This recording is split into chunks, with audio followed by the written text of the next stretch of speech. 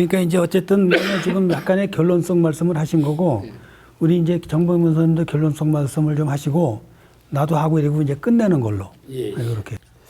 지금 이제 현재 얘기되고 있는 정책연합은 이제 현재 3개 주체 정도로 정부 여당, 그 다음에 야팔당, 그 다음에 이제 시민사회 이렇게 3개 카테고리별로 이제 정책연합을 얘기하고 있고 그런데요. 그리고 이제 그러한 연합이 제대로 성공하려 그러면은 적정한 역할, 그 역할에 상응하는 어떤 뭐 정부기구, 준정부기구, 뭐 기타 이런 자리, 그 사람이 실질적으로 역할을 할 수 있게끔 해줘야 된다. 뭐 허울이나 형식을 떠나서 이렇게 했는데 운영상 난점은 좀 있을 걸로 봅니다. 왜냐하면은 정부기관이나 뭐 준정부 이런데 근데 예를 들면 이제 박원순 씨가 시민운동가로 이제 시장 그 지방행정가가 됐을 때 서울시라는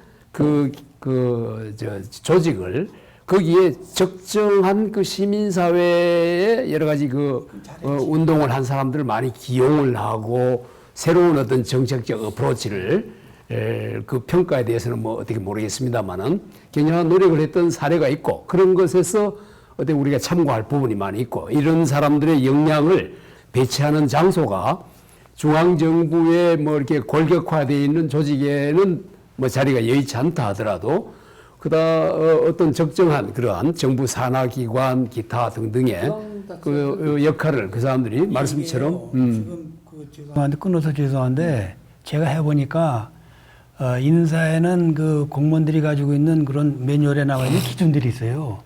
그게 이제 대개 4개 항목으로 되어 있는데 가항 그러면 뭐 그런 유사한데 뭐 10년 이상 뭐 한자로 나항 그러면 뭐 어쩌고저쩌고 거기서 5년 이상 이렇게 돼 있어. 그래서 내가 이거를 보니까 정치권에 있는 분들은 한 분도 못 보내겠더라고. 근데 마침 라항에 보면 이와 동등하다고 인정되는 자 이런 항목이 꼭 들어가 있어요.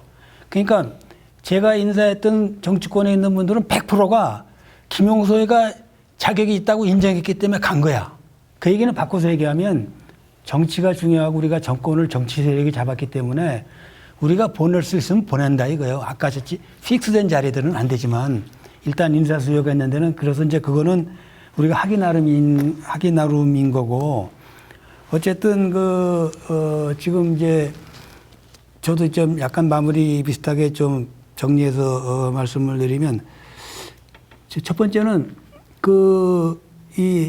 그동안에 주로 노무현 정부에서 일을 열심히 문재인 정부는 우리가 솔직히 신뢰할 수가 없어요. 노무현 정부에서 열심히 일했던 분들을 자문위원이나 이렇게 해서 얘기를 많이 듣는 게 굉장히 중요하다.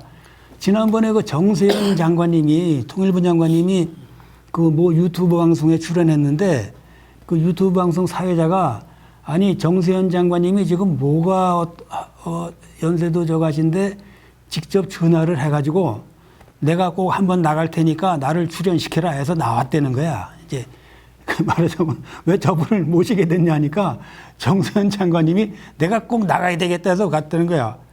무슨 말씀을 하시지? 그러니까 정세현 장관님 무슨 말씀하시냐면 내가 지금 머릿속에서 그때 판문점에서 무슨 일이 있었고 뭐 해서 뭐가 많이 있는데 새로운 정부에 지금 이걸 아는 놈이 없어서 새로운 정부가 들어서면 나를 장관시키라도 이런 얘기가 아니고 나를 좀 꼭 껴넣어주라고 그래야 내가 도와주지 그걸 하라는 거예요. 내가 가만히 생각하니까 그 정서는 나하고 좀 비슷해요. 지금 나도 지금 75세인데 내가 뭐 하려는 게 아니고 그동안 배우고 익힌 노하우를 좀 껴놓으려면 어디 그런 걸 해야 될 거 아니고 내가 그것도 광범한 의미에서의 정책연합이고 협치입니다. 그게 그러니까 시민사회 지식을 그런 거고 그다음에 이제 두 번째는 지금 제가 어디 가서 뭔 얘기를 하면은 내란 잔재를 척결하라는 게 굉장히 세가지고 그것 빼고는 아무것도 하지 말자는 기류가 있는데 그럼에도 불구하고 이제 경선이나 대선은 또 준비를 해야 되지만 우리가 강조하는 거는 국가 운영이나 대통령 인사에 대해서도 좀 말하자면 좀 고민을 하시라 이런 얘기고 세 번째는 거꾸로 앞으로 국가 운영에 참여하겠다는 분들은 적극적으로 나서라 이겁니다. 제가 이제 아까 얘기한 이용수 그분한테도 제가 노골적으로 얘기했어요. 그러니까 당신이 뭘 원하는지는 모르지만 그런 자리가 있으면 하겠다고 자꾸 나서시라고. 그게 왜 쪽팔리냐. 그 내가 물어봤어요. 가까이 있으니까 이재명 대표하고 따로 무슨 자리 얘기한 적이 있어요? 그랬더니 없습니다. 그 없다는 게 자랑이 아니라니까. 에? 이상하게 생각하면 안 돼. 아, 나는 대통령님을 보좌하기 위해서 내가 이런 자리로 가겠습니다. 아, 그런다고 보내냐고. 아, 이재명이 만만한 사람이야. 그렇다고 보내? 입력이 되는 거예요. 그러면 반응이 나오잖아요. 가까우니까. 사실은 내가 누구를 내정했는데. 그럼 딴 사람 딴 데로 가야지. 그렇게 해서 빨리빨리 가려고 하는 분들도 뭐 하겠다고 다니고 떠들고 나발을 불어줘야 교통정리가 된다 이겁니다. 교통정리가. 그렇지 않으면 그 자리 하나가 다 중요한데 가만히 속셈을 숨기고서 간부고들 앉아 있으면은 교통정리를 이재명이 다 할까? 네? 그래서 제가 답답해서 지금 우리가 보면은 현직 국회의원이 1번이고 두 번째 대체로 전직 국회의원, 그 다음에 이제 당협위원장, 그 다음에 보좌관 이런 순서로 일반적으로 볼 때 그런 국가행정기관에 갈 가능성이 높은 그런 순서예요. 왜냐하면 국회의원은 현직인데 파워도 있고 상임위에 다 있고 되게 상임위로 나눠져 있잖아요. 공공기관들이 이게 돼 있단 말이에요. 그래서 어떻게 보면은 지금 국가행정기관이나 이런 데 갈 수 있는 범위가 정해져 있어요. 어? 여기에 해당되지 않는 사람이 내가 가겠다 그러면 갈 수도 있지만 하여튼 그건 쉽지 않아요. 그러면 그 대상은 빤해. 근데 내가 여기저기 찔러봐도